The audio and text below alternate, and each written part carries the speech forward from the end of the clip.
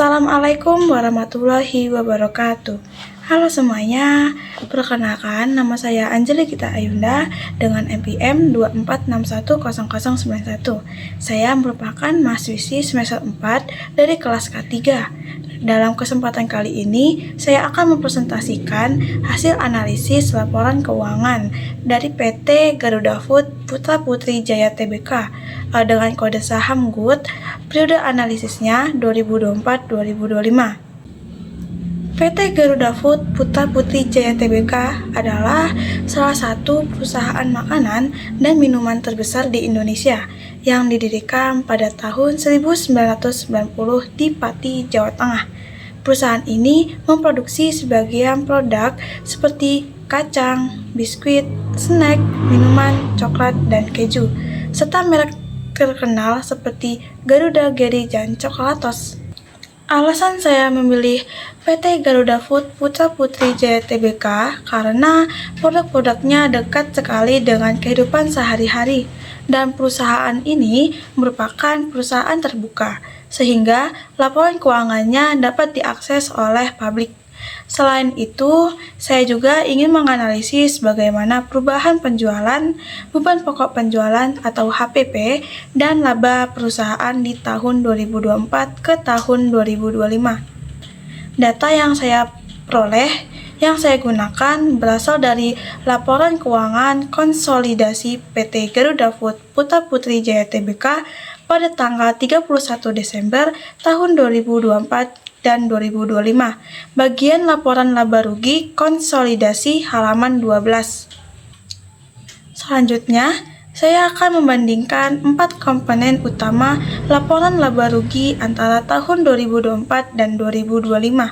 Yang pertama, pendapatan meningkat sekitar 12,24 triliun pada tahun 2024 menjadi 13,12 triliun pada tahun 2025. Artinya, penjualan meningkat sebesar 884,26 miliar atau sekitar 7,23%. Yang kedua, beban pokok penjualan juga mengalami kenaikan dari 8,74 triliun menjadi 9,46 triliun atau meningkat sekitar 8,24%. Selanjutnya yang ketiga adalah laba kotor. Laba kotor meningkat dari 3,49 triliun menjadi 3,66 triliun atau naik sekitar 4,70%. Dan yang terakhir adalah laba bersih. Laba bersih meningkat dari 687,19 miliar menjadi 756,23 miliar. Dengan itu, laba bersih meningkat sekitar 10,05%. Berdasarkan data yang saya analisis, dapat disimpulkan bahwa pendapatan dan laba bersih pada PT Garuda Food Putra Putri Jaya Tbk mengalami peningkatan pada tahun 2025. Selanjutnya, saya akan menganalisis terhadap biaya dan laba. Pada tahun 2024, persentase beban pokok penjualan adalah sebesar 71,45%. Pada tahun 2025, persentase ini meningkat menjadi 72,12%. Artinya, dari setiap 100 penjualan, biaya pokok yang dikeluarkan meningkat dari sekitar 71,45 menjadi 72,12. Kemudian, margin laba kotor turun dari 28,55% menjadi 27,88%. Penurunan ini menunjukkan bahwa perusahaan memperoleh laba kotor yang sedikit lebih kecil dari setiap rupiah penjualannya.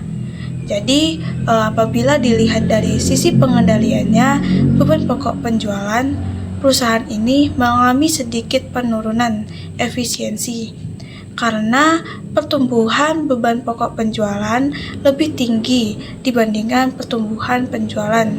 Dengan begitu, laba bersih perusahaan tetap meningkat.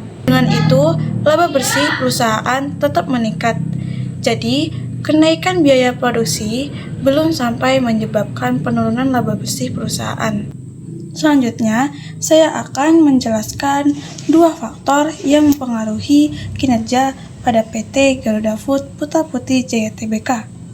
Faktor yang pertama adalah pertumbuhan segmen makanan dalam kemasan. Segmen ini menjadi salah satu kontributor utama penjualan perusahaan. Perusahaan penjualan didukung oleh penguatan merek, kegiatan pemasaran, dan peningkatan pangsa pasar. Dampak dari faktor ini terhadap perusahaan adalah meningkatnya pendapatan dan laba. Ini terlihat dari penjualan bersih yang meningkat sebesar 7,23% dan laba bersih yang meningkat sebesar 10,05%. Nah, selanjutnya faktor yang kedua adalah kenaikan biaya bahan baku dan biaya produksi. Hal ini dapat dilihat dari beban pokok penjualan atau HPP yang meningkat sebesar 8,24%, lebih tinggi dibandingkan pertumbuhan penjualan yang hanya sebesar 7,23%. Dampaknya terhadap perusahaan ini adalah margin laba kotor yang mengalami penurunan dari 28,55% pada tahun 2024 menjadi 27,84% di tahun 2025. Artinya, biaya yang dikeluarkan untuk menghasilkan produk meningkat lebih cepat dibandingkan pertumbuhan penjualan.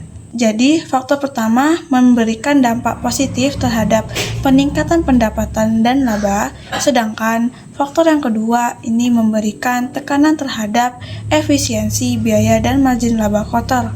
Berdasarkan analisis yang telah dilakukan, dapat disimpulkan bahwa kondisi PT Garuda Food Putra Putri Jaya Tbk pada tahun 2025 secara umum mengalami perbaikan. Penjualan bersih meningkat sebesar 7,23% dan laba bersihnya meningkat sebesar 10,05%. Namun, terdapat masalah yang perlu diperhatikan, yaitu beban pokok penjualan meningkat lebih cepat daripada penjualan.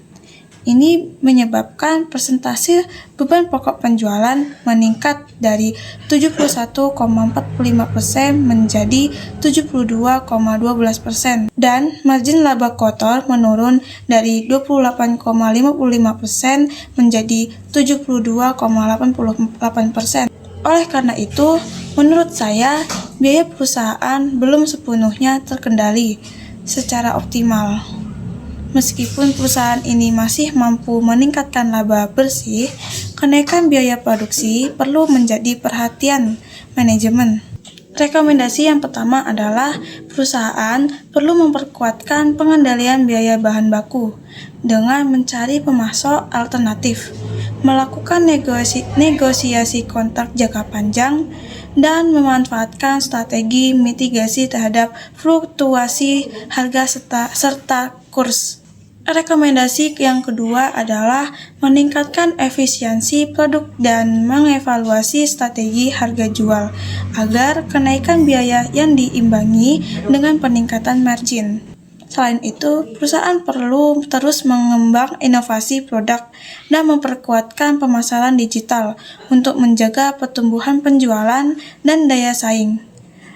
Demikian presentasi analisis laporan keuangan pada PT Garuda Food Putra Putri Jaya Tbk pada periode 2024 sampai 2025. Terima kasih atas perhatiannya. Saya akhiri. Wassalamualaikum warahmatullahi wabarakatuh.